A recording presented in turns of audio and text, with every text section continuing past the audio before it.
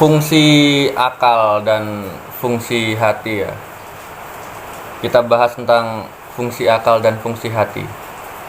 Jadi cara berpikir menggunakan akal ya dan cara berpikir menggunakan hati itu rumit. Sangat-sangat berbeda itu, apalagi kita kolong-kolongkan tuh. Kita golongkan antara yang akal dan yang hati itu. Banyak manusia-manusia terjebak di situ. Contohnya seperti ini nih.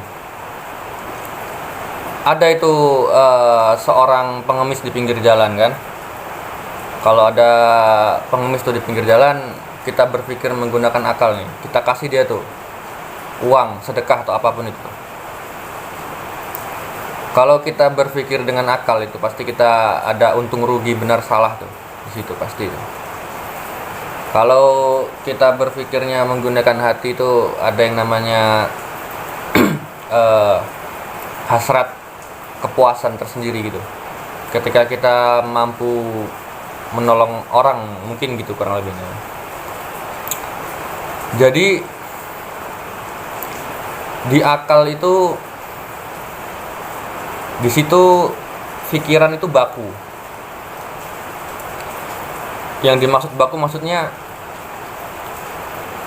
akal itu lebih mengutamakan ketegasan ya, ketegasan dalam berpikir. Jadi kalau lu bener ya bener lu, kalau lu salah gitu kan. Lu baik lu, kalau buruk lu gitu. Jadi adanya benar salah, baik buruk, untung rugi itulah, itu pemikiran akal tuh.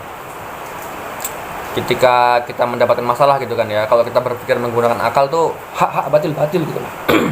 Kalau hak ya hak, kalau batil ya batil gitu. Kalau bahasa Arabnya sih gitu, kurang lebih gitu. Tapi ini bukan tentang bahasa Arab ya, bukan tentang apa agama, bukan. Ya mungkin contoh kecilnya kalau ada maling tuh ya, ada maling masuk rumah tuh. Kita berpikir menggunakan akal tuh ya, kita gebukin aja kan, itu salah tuh, salah nggak bener. Buruk juga tuh, kita gebukin aja tuh maling, tegas kita. Itu cara berpikir akal. Kalau cara berpikir hati, dia lebih fleksibel. Hati itu bukan ketegasan, tapi dia kebijaksanaan. Jadi semua yang ditimbang dengan hati, maka hasilnya adalah kebijaksanaan. Ya mungkin kalau ada maling masuk ke rumah tuh ya mungkin kita tangkep, tapi nggak kita gebukin tuh, karena kita berpikir kasihan juga ya, pemakluman ini itu ya. Lebih bijaksana kita tuh. Ya walaupun ada orang yang salah kan ya, dia salah gitu. Yang secara hukum mungkin dia harus dihakimi mungkin kan. Tapi ketika kita menggunakan cara sudut pandang berpikir menggunakan hati ya, itu kebijaksanaan tuh. Karena maaf itu timbul dari hati, bukan dari akal. Maka itu pun baik juga sih menurut. Berpikir menggunakan akal dengan ketegasan benar dan salah itu pun baik. Berpikir menggunakan hati dengan kebijaksanaan juga itu pun baik. Tapi ada yang lebih baik daripada itu semua tuh. Ketika hati dan akal disinkronkan gitu. Jadi ada ketegasan dan ada kebijaksanaan itu. Kita campur adukkan tuh di situ tuh. Itu pasti keputusan apapun yang kalian ambil pasti tepat tuh. Kita gunakan akal, kita juga gunakan hati tuh. Menyatu antara akal dan hati menjadi jiwa tuh. Tenang kan. Jiwa-jiwa yang tenang gitu. Kalau bahasa Arabnya itu apa tuh? Ya ayyuhalazi gitu ya. Jiwa-jiwa yang tenang gitu.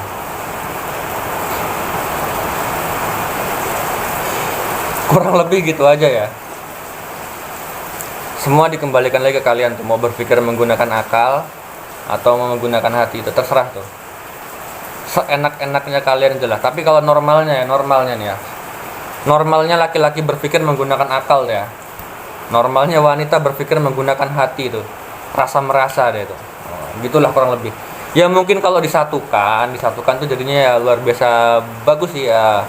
Suami memegang teguh ketegasan ya, istri memegang teguh kebijaksanaan tuh, dicampur adukan tuh bagus tuh, itu sangat-sangat respect saya. Jadi kesimpulannya begitu aja ya, kita ngobrol-ngobrol yang bahasa perempatan aja lah, nggak usah formal-formal banget ini, kita berpikir yang konyol-konyol, nggak usah pakai ilmu ini ilmu itu ya. Besok kita jumpa lagi, kita bahas sesuatu yang lebih menarik lagi mungkin ya. Oh ya, sekedar pemberitahuan aja, ini aku lagi terjebak hujan di rumah temanku ya, kebetulan temanku lagi video call sama ceweknya gitu. Ini nasihat bukan untuk temanku, tapi untuk aku sendiri sebenarnya. Kita jumpa besok lagi. Dadah.